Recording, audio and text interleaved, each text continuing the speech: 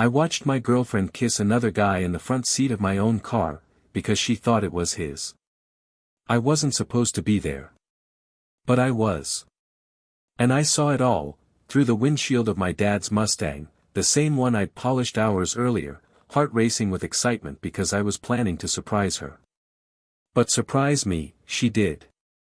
Her fingers ran through his stupid gelled hair, her lips crashing into his like I'd never even existed. And the worst part? She was laughing after, like she'd just won the damn lottery. God, Blake's gonna freak when he finds out you borrowed this, she giggled, kissing him again. And that's when I realized it. She didn't know the car was mine. She thought it was his. I clenched the key in my fist until it left a mark in my skin. Blake Taylor. Golden boy. Quarterback. The guy who copied off my math homework and got the credit for the group project I did alone. Now, apparently, he had my girl too. Her name? Savannah West. My girlfriend for 2 years. My best friend since 8th grade. The girl who told me she hated shallow guys who only cared about looks and cars and clout. But there she was, drooling over all three. She told me she loved me. Told me I was different. That she wasn't like the other girls. That was 3 days ago. Now I'm standing in the school parking lot, invisible, watching the love of my life betray me, on leather seats I paid to get reupholstered. They didn't see me. Not yet. But I saw everything.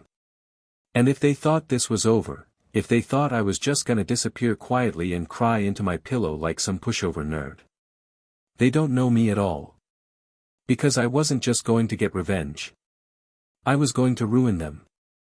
Savannah West wasn't the type of girl you expected to fall for someone like me. I wasn't ugly.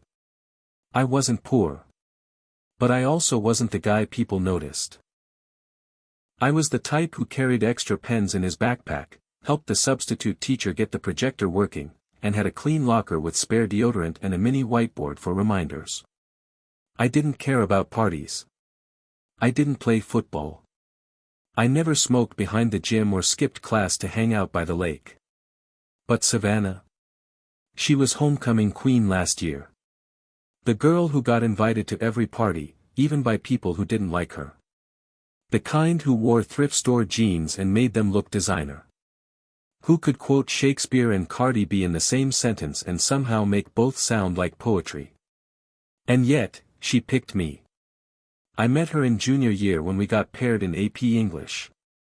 She was late on the first day, and I thought she'd blow off the assignment like everyone else. But she didn't. She actually read Othello. She laughed at my dry sarcasm.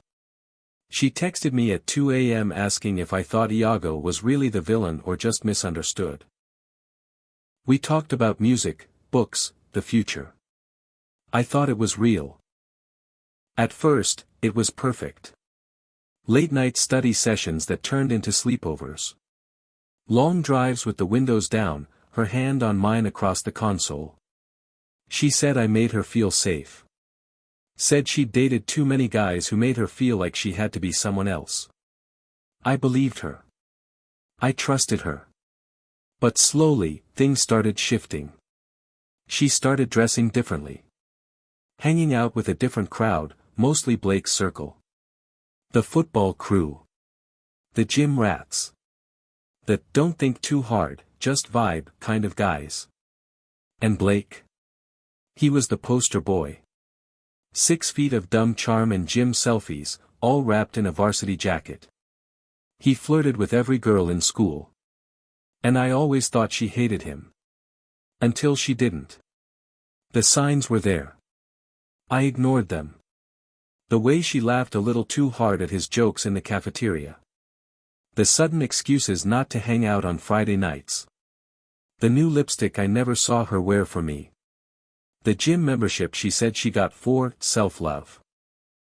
She started talking about me like I was too intense. Too much in my head. One night she even joked, I need someone who turns me on, not just tunes me in. I laughed it off. She smiled. But it was a loaded bullet disguised as a punchline. That Mustang. It wasn't even mine. It was my dad's, restored piece by piece over the last 5 years. He gave me the keys last week, after finally trusting I wouldn't wreck it. I spent my savings getting the interior redone as a surprise. I even planned a picnic date in the mountains to celebrate Savannah getting into her first-choice college. She said she couldn't make it. Claimed she had cramps. Then I saw her, in our car, wrapped around him. But here's what she didn't know. I recorded it. Everything. And that's when my mind shifted. Because this wasn't just about a broken heart anymore. This was about who she really was, and what I had to become to make sure she never fooled anyone again. They thought I was weak. They mistook quiet for cowardly. But Blake, Savannah, their whole smug, shallow world. They'd underestimated me. I didn't need muscles or popularity. I had something more dangerous. Brains. Patience. And a plan. It would have been easy to confront her right there in the parking lot. Slam the hood, storm up to the window, scream, "Get out of my car, Savannah." But no. That would have let her play the victim. Cry about how I humiliated her in front of Blake. Spin the story like she didn't know, like it was just a stupid misunderstanding. No. I needed proof. I needed her to own it. So, I watched. I recorded. And then. I disappeared. No texts. No calls. Nothing. 3 days. Silence. She didn't even reach out. And then came Monday morning. I showed up to school wearing all black. Not for the drama, just because I wanted to feel untouchable. Cold. Empty. I walked into homeroom, sat 2 rows behind her. She turned once, gave a half wave like I was a casual acquaintance, not the guy she used to sleep beside. That hurt more than I thought it would. But I was ready. She didn't know I'd joined a group project with her and Blake for economics. Didn't know I'd switched the teacher's sign-up sheet. Didn't know I'd hacked into the project folder and replaced it with a hidden recording. Day 2 of the project presentation. Their turn. Savannah was glowing, low-rise jeans, crop top, a flirty little smirk she probably practiced in her bedroom mirror. Blake stood beside her like a dumb Labrador. She opened the slide deck on the smartboard. Clicked play on what she thought was the intro video. And there it was. My car. Her lips. His hand up her shirt. Her giggling. God, Blake, he's gonna freak when he finds out you borrowed this. The class gasped. Someone whispered, "Is that Savannah?" Blake turned pale. Savannah froze. Her face draining of color faster than the screen faded to black. Silence. Then, a voice from the front row. Damn. She cheated in his car. Savannah stumbled forward, slamming the laptop shut. The teacher, Mr. Carver, looked like he'd just aged 10 years. I don't know how that got there," she stammered. I stood. Calm. Unbothered. "Oh, don't worry," I said, loud enough for the class to hear. I backed it up in 3 cloud folders, just in case this one had an accident. Then I turned to the teacher. "May I be excused?" He didn't say no. No one did. I walked out, heart pounding. Not with fear. Not with shame. With power. That was when things got interesting. By lunch, half the school had the video. People watched it on their phones like it was the latest TikTok trend. The girl who'd once ruled the cafeteria now sat in the back corner, hiding behind a hoodie. Blake tried to swagger his way through the whispers, but even his team started distancing. But the real twist? It wasn't just me Savannah had betrayed. Later that day, I got a message request from a name I didn't recognize. Aubrey Jensen. I opened it. I know you don't know me. But I saw the video. Savannah was seeing my boyfriend too. I have screenshots. Call me. I stared at the screen, mind racing. Aubrey. Brunette. Junior. Soft-spoken. We'd never spoken. But I'd seen her around, holding hands with Tyler Greaves, Blake's best friend. Wait. Tyler. And suddenly the threads began to unravel. Because if Savannah had been seeing Blake and Tyler, then who else? That night, Aubrey and I met up behind the bleachers. She handed me her phone, no hesitation. Dozens of screenshots. Savannah sending heart emojis. Shirtless selfies. Can't stop thinking about last night. And one line that hit harder than any of the others. I'm just using Nate to keep my grades up. He's harmless. Harmless. Aubrey looked at me, eyes full of rage. She said the same thing to Tyler. That you were just her tutor boyfriend. That you'd do her homework and stay out of the way. That was the moment something shifted in me. Because this wasn't just about Blake. Or a kiss. Savannah had been playing me. 4 months. Using me. Lying to my face. And worse. She thought I'd never fight back. But I wasn't some lovesick puppy. I was the guy who could build an entire server from scratch, write scripts to mimic phone messages, and expose fake friends with a single tap. I looked at Aubrey. I think we should team up. She smiled. I thought you'd never say that. Aubrey and I weren't friends. We were survivors of the same disaster, drawn together not by trust, but mutual devastation. After that day behind the bleachers, we met every afternoon in the old computer lab, room B12, the one where the Wi-Fi barely reached and the cameras didn't work. She brought the receipts. I brought the plan. Savannah had played us both. But she wasn't done burning bridges yet. Because 2 days later, something happened I hadn't seen coming. Mr. Carver, our econ teacher, called me in during lunch. Said I was being reported for digital misconduct. Said someone had filed a complaint that I leaked private content without consent and violated academic integrity. My stomach dropped. She submitted the complaint anonymously, he said, but the district is taking it seriously. Savannah. Of course. She couldn't stop the leak, so now she was trying to flip the narrative. Make me the villain. Aubrey was furious. She's trying to make you look like the manipulator, she spat. She thinks if she gets ahead of the story, everyone will forget what she did. And here's where it got worse, Blake backed her up. He told the principal the video was a fake. Said it was AI generated. Even claimed I used my tech skills to slander a student for personal revenge. It was almost laughable. Until it wasn't.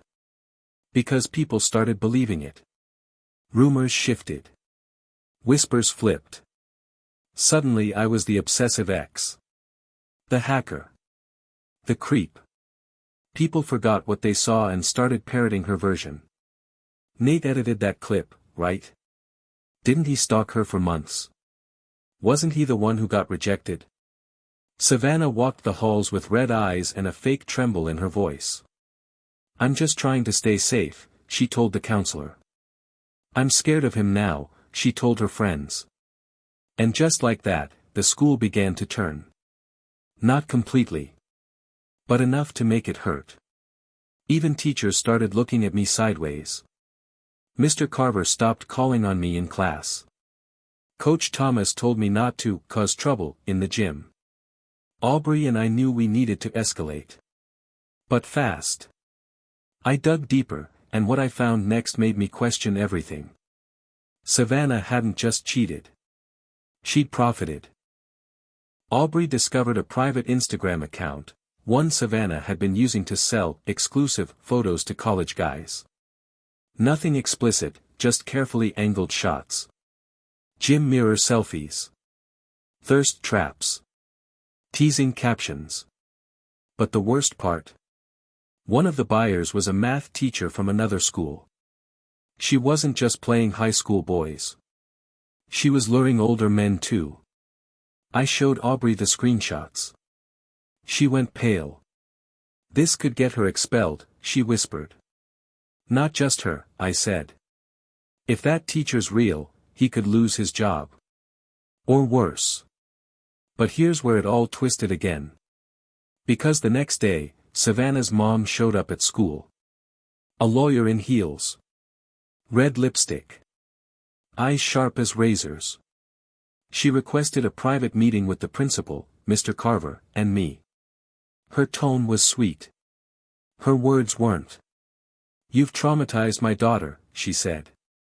"You've harassed, humiliated, and digitally violated her. We're considering pressing charges, unless this entire situation disappears." It was blackmail. Legal intimidation. And it was working. Mr. Carver's hands trembled as he slid me a formal warning notice.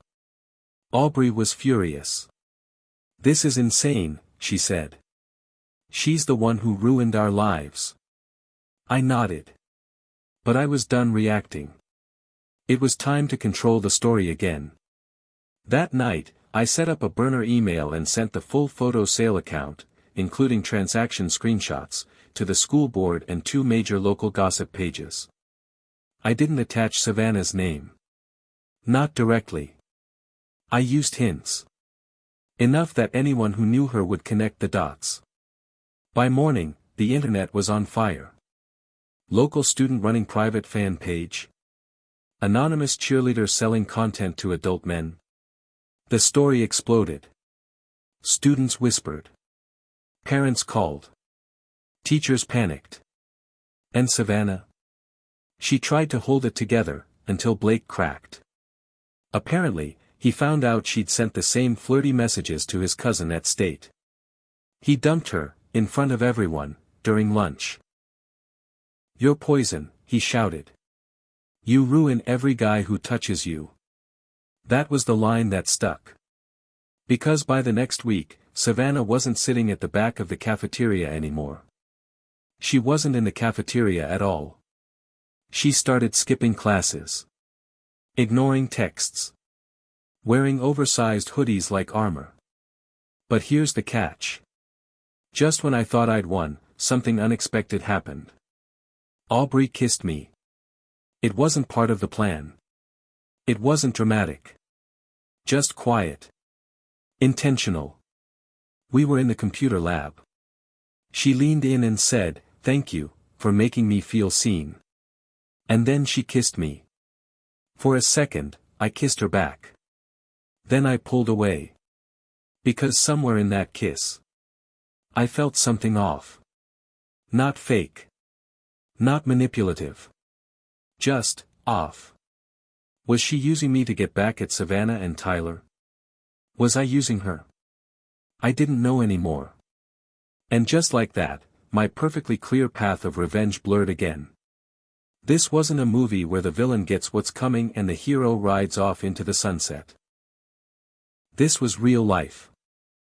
And people, especially broken ones, never follow the script. After Aubrey kissed me, everything paused. I told her I needed air, but what I really needed was clarity. I stood outside the computer lab, watching the wind shake dead leaves from the trees, wondering how I got here. How a guy like me, Nate Carson, honor roll, science fair finalist, classic introvert, had become the orchestrator of an emotional war. I wanted justice. I still did. But I had to ask myself the hard question, was I still fighting for what was right? Or was I just trying to watch her fall? Back home, I pulled out a notebook. I flipped back through everything, names, screenshots, incidents, passwords I'd uncovered, patterns of behavior. There it was again. Savannah West wasn't just toxic, she was methodical. She knew how to manipulate people, spin lies into pity, turn guilt into a leash. I wasn't the first. Aubrey wasn't either. There were others. So, This wasn't just about revenge anymore. It was about stopping her. The next day, I called Aubrey. We agreed to keep things professional, no distractions. She was still in. Fierce, focused. Hurt, yes, but committed. We had one final move left, one that would leave no room for her to weasel out.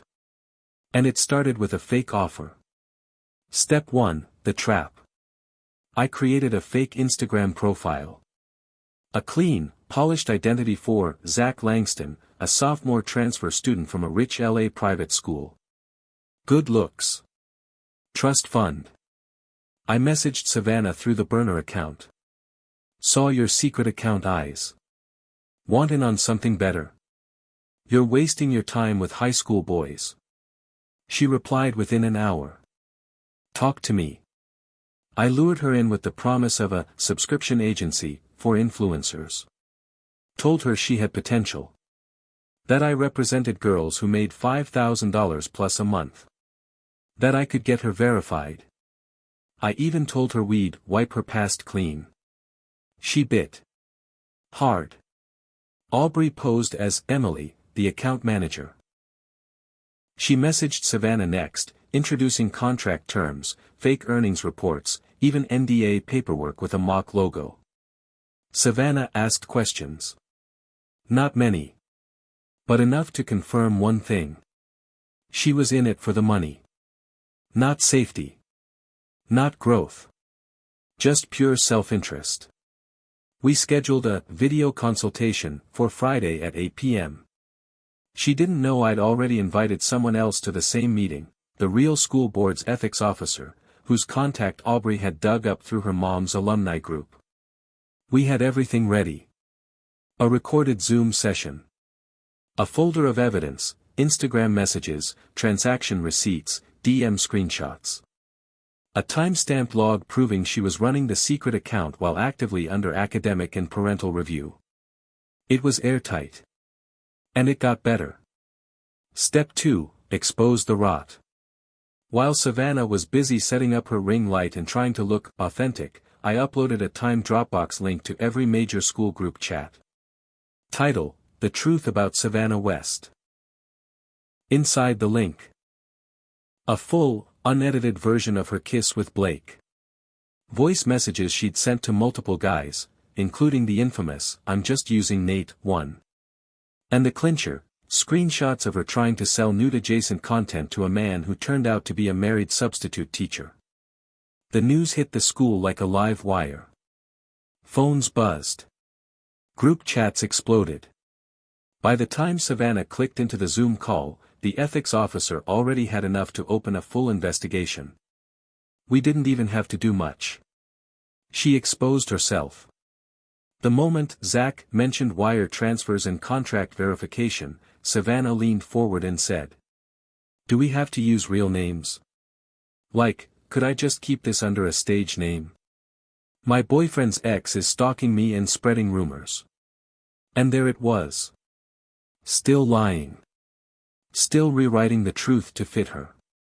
Only now, it was being recorded by a district official. The call ended.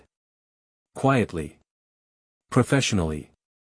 We logged off and waited. Step 3, the collapse. By Monday morning, Savannah was called into the principal's office. She didn't come out for hours. Rumors flew, her mother was screaming, her dad pacing the halls. By fifth period, a notice went out to all students. Effective immediately, Savannah West has withdrawn from the district for personal and disciplinary reasons. I watched it happen. I watched the empire fall. Her inner circle disbanded. Girls who once mimicked her eyeliner started unfollowing her in real time. Blake kept his distance.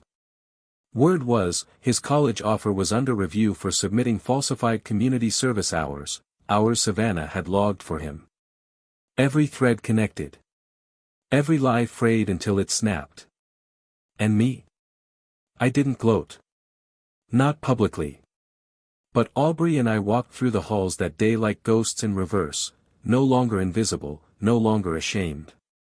Just seen. Respected, maybe. Feared, a little. She squeezed my hand once, but we didn't say anything. We didn't have to. The letter. That night, Savannah messaged me from a new number. Just one line. Was it all a game to you? I stared at it for a long time. Then I wrote back. No. But I learned the rules real fast. She didn't reply. A week later, I got a real letter. Handwritten. No return address, but I knew it was her. Inside.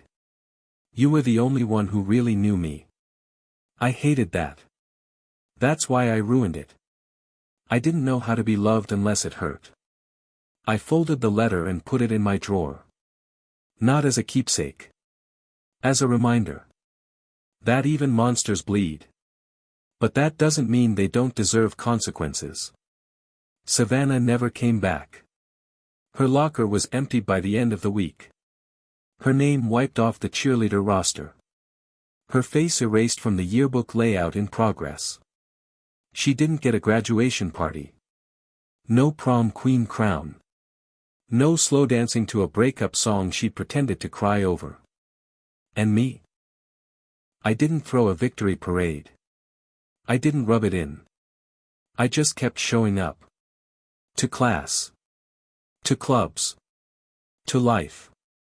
Because that's the real revenge, not screaming from the rooftops. Not rubbing salt into the wound. It's letting them know they didn't destroy you. It's showing them they were just a chapter. Not your story. Word got out that Savannah moved in with an aunt 2 towns over. Switched schools. Changed her hair. Deleted all her socials. But her name still echoed through the halls in whispers. She messed with the wrong guy. He played her like chess. She thought she was the queen. He was the board. Aubrey and I stayed close. Not romantic. Not exactly. We were two people who survived the same storm, now learning how to rebuild in the sunlight. She still had pain. So did I. But for once, it didn't feel like a curse. It felt like armor. We didn't need each other to heal. We needed each other to remember. And maybe, to forgive. One afternoon, we were sitting on the football bleachers when she asked me something I didn't expect. Would you do it again? I thought about that. The late nights. The hacking. The manipulation. The moment I became more calculating than the girl who broke me. I nodded. Yeah. But next time, I'd start sooner. She smirked. Next time. And that's when it hit me. There's always a next time. Because betrayal doesn't just come once. It wears different faces. Sometimes it's a girlfriend who cheats on you in your car. Sometimes it's a teacher who fails you for speaking up. Sometimes, it's a best friend who's too nice to be real. And if I've learned anything, it's this. Trust no one at face value. Keep receipts. Stay 2 moves ahead. And always, always watch the quiet ones. They remember everything. Future teaser. Weeks later, something weird happened. A message slipped into my locker. No name. No handwriting I recognized. Just a printed screenshot, of a guy I knew. My lab partner. Smiling a little too hard at my sister in a text thread that made my stomach twist. Then, scribbled below it in red ink. She's next. I looked around the hallway. No one suspicious. No one staring. But I knew one thing for sure. Whatever game just started. I wasn't the only one who knew how to play dirty.